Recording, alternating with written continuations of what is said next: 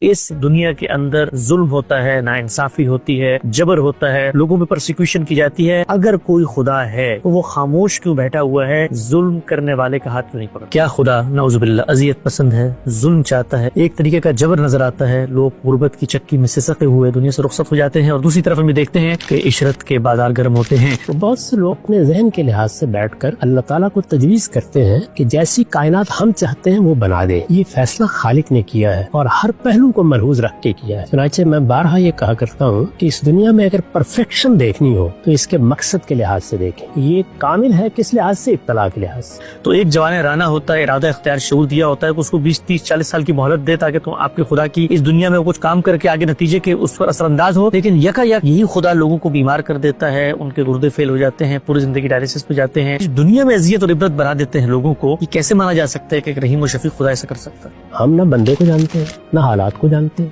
نہ اس کے باطن کو جانتے ہیں، یہ فیصلے آپ کیسے کر سکتے ہیں؟ صحابہ کرام کو کہا گیا ہے کہ تمہارا چونکہ انتخاب کر لیا گیا ہے تو ہم تمہیں بعض ایسی آزمائشوں سے گزاریں گے جو دوسروں کے لیے نہیں۔ چنانچہ دیکھیے ہم کو کیسے بیان کیا، وَلَنَبْلُوَنَّكُمْ بِشَيْءٍ مِّنَ الْخَوْفِ وَالْجُوعِ وَنَقْصٍ مِّنَ الْأَمْوَالِ وَالْأَنفُسِ وَالثَّمَرَاتِ وَبَشِّرِ الصَّابِرِينَ۔ جو لوگ ان آزمائشوں میں صبر کے ساتھ اللہ کے فیصلے پر راضی رہیں گے ان کو بشارت